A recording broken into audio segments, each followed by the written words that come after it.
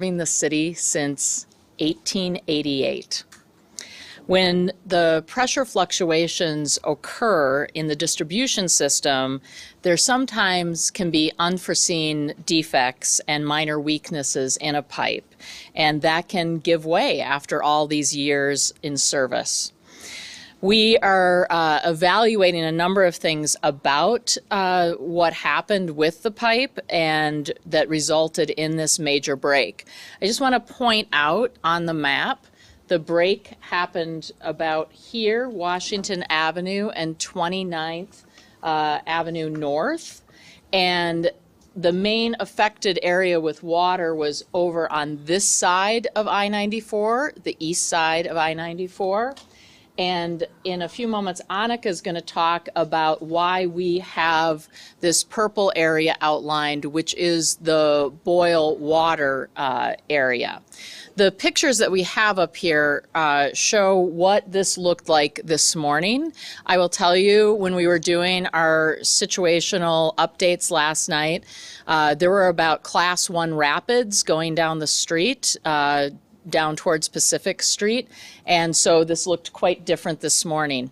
The picture right behind me actually shows the break in this 16-inch cast iron pipe, and the crews have been able to drain the water. These are just, they're taking the water out of there. This is a stormwater pipe that broke, so to be aware of that, but this is the actual water delivery cast iron pipe, and they have taken the water out of the hole, and then they will begin the repair. And Annika can talk more about that repair process, but we do expect the repair to be able to be done in a fairly short order. Last night, some areas of downtown also lost some water pressure, so there were concerns about that. That has all been regained in a fairly short period of time. All water pressures were back to normal in downtown in a short order, sometime probably between the 10 and 11 o'clock, maybe midnight hour. And then the other thing that we want to point out is that when a break like this happens, there is sediment that's in those pipes, and so usually iron sediment, and the action of the break and then where the water goes next, it releases that. So some people in the city may be experiencing brown water, rust-colored water, yellow water, and that water is still safe. It's just got mineral deposits in it. And what we urge people to do is to check the faucet they have at the lowest level in their home or business, and wait till it starts to run more clear, then open all cold water faucets to let it run clear for a few minutes to be able to clear that out of the system.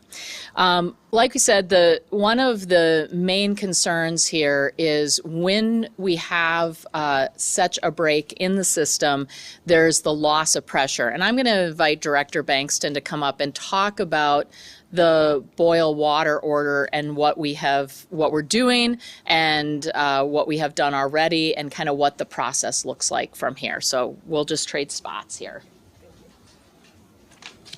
Thank you, Director Kelleher. I do need to clarify, in our haste of getting the location of the break noted, the break is actually on 2nd Street North, not Washington Avenue. Washington Avenue is in service, so the break is at 29th and 2nd Street North. So the reason for the boil water notice is when pressures in water distribution systems are substantially lowered, the potential exists for contamination to possibly enter the distribution system. The standard in the drinking water industry is that if pressures in the system fall below 20 pounds per square inch or 20 psi, a boil advisory is issued out of abundance of caution in response to this potential contamination. There's no evidence at this time that contamination has entered our distribution system, and we are currently testing the samples collected in the area to confirm that. As Director Kelleher noted, the other areas of the city did experience a drop in pressure, but only the area where the boil water notice was issued on 3rd and 4th Streets fell below that 20 pounds per square inch. We were able to determine this by running our detailed hydraulic model of the water main break and conservatively estimating where those pressures fell below that threshold. The reason the areas in that are on the kind of the opposite side of Interstate 94 is there is a pump station that serves what we call a high service area to the west of the system. When this water main break occurred, basically rather than water being available to feed that pump station coming from this area, the area to the south of that pump station basically supplied the water, and that drew down the pressures in that particular area. So that is why it's that isolated area of the distribution system that are under the boil water advisory. I can report that when we collected our water samples this morning, one of the things we do to protect the distribution system is we maintain disinfectant residuals. All the samples collected in the area had disinfectant residuals at normal levels. The bacteria testing is ongoing, and we hope to have those results in about 24 hours in accordance with the test procedures, and at that point, we'll be able to hopefully issue the all clear for that boil water advisory area. Thank you. So the one other thing I want to mention about this is it's about 80 residences, individual family homes in the boil water area. It also does have one of the Minneapolis Public Housing Authorities at Hawthorne Towers. We have been in communication with the Public Housing Authority. They have notified all their residents. So to be clear, residents in this area have water service. It's that we are asking them to boil their water if they're going to use it for cooking or drinking or bathing. No, bathing's okay. Bathing's okay.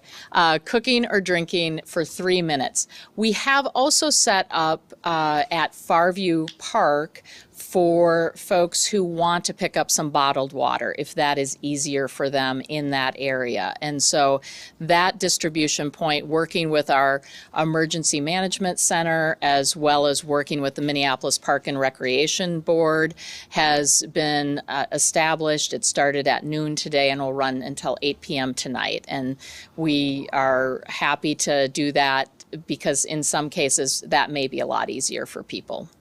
So I think that we're ready to go to questions. Yes.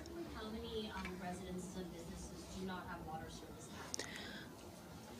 now? Right now, the residents... Come on closer to the mic. I'll have you come up to the mic. Right now, generally it's the business corridor along 2nd Street North from Dowling down to 24th Avenue. We're working on, that's what we need to do. We need to shut the valves to isolate the break to make the repair. We're working to move that isolation area from Dowling down to Lowry, so hopefully we can get that section to the north restored sooner. Yeah. I know it was just a really old pipe, but do you know what caused the break? Is there any evidence? We don't. So we are evaluating system operating pressures at the time of the break, and then once we are able to get the pipe section that was damaged out and look at it in detail, we'll be able to perform a better assessment on what specifically happened. And I want to add one more thing. These pipes are the workhorse of the system. They are very dependable pipes, these cast iron pipes. So that's why we need to do a little more investigation about pressures and other things. Generally, they hold up very, very well unless something happens to them, which we have had incidents like that in the past with construction and other things. Yeah. You had said that repairs would happen quickly. Do you have a timeline on when it'll all be done? So we maintain a supply of piping materials. Once we're able to fully get the whole safe, or the excavation safe to work in, we're hoping we can get the pipe put in and buttoned up within probably overnight period tonight. However, because of the system being down, we need to refill the system, perform disinfection, and test again. So it'll be at least a day after we get the system backed up before we can fully restore service. Yeah. Yeah, Minneapolis has some very old pipes, and I know the city's been working on replacing them for years now. Can you tell me what percentage of that work is done, what percentage is new, and what percentage is still really old pipe that needs replacing? So we kind of characterize our system as two types of pipes. There's transmission pipes, which are very large. You can think of those as sort of the arteries that deliver flow throughout the system. And then we have our distribution pipes, which are smaller, and those are what serve our residential streets. So we've found we are ramping up what we call cleaning and lining to address those distribution system pipes, to get those cleaned in line and address some of those potential for the rusty water that we talked about earlier. Transmission mains, those again are 24 inches and larger typically. We are working on different condition assessment methods to evaluate what type of repair or even rehabilitation is necessary. Again, as Director Kelleher noted, these are workhorses of the system, so you can't take them down to perform intrusive inspections and things like that. So the transmission mains are. We have the ability to isolate various sections and direct water through different parts of the system, and so developing that testing and inspection is part of our program that's ongoing.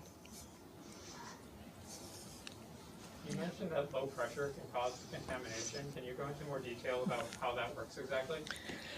So at the threshold of 20 pounds per square inch, the potential concern is that there are other things, maybe like groundwater in the area that's at higher elevations, and that difference in pressure could possibly allow things like that groundwater to intrude into any defects in the pipe. Again, based on the elevations in the area and the hydraulics of the system, we have no reason to believe that contamination has entered in this, especially in this specific location. But following standard procedures and out of that abundance of caution, we did decide to issue that boil water advisory.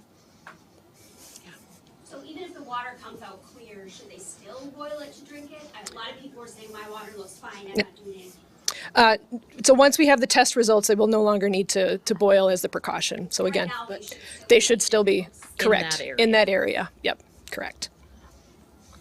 How did the city communicate this with residents?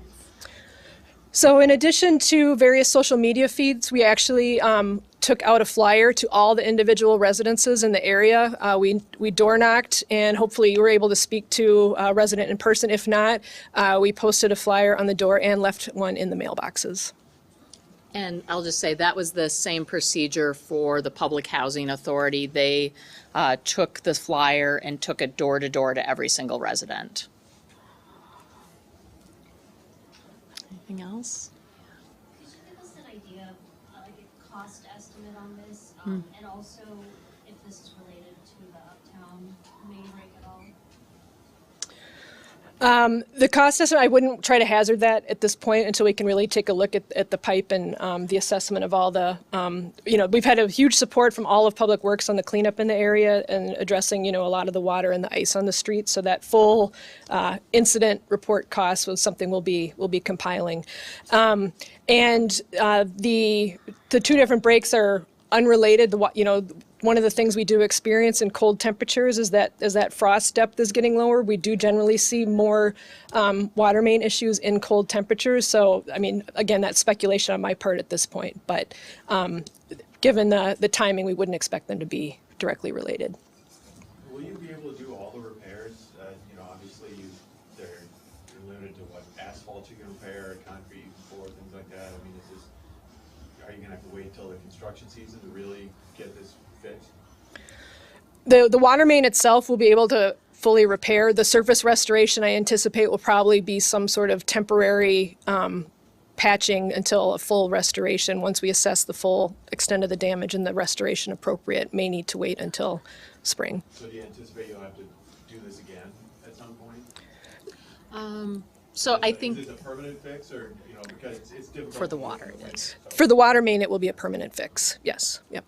Yeah, the roadway will probably be more of a temporary fix. You can see here, I'm just going to step over here. You can see the street, you can see we lost sidewalk, we lost curb and gutter. With where we are in the season, we're going to be doing really a temporary fix out there and then be going back in with the more reconstruction to the area. Okay. Thank you for coming. Thank you very much. Thank you.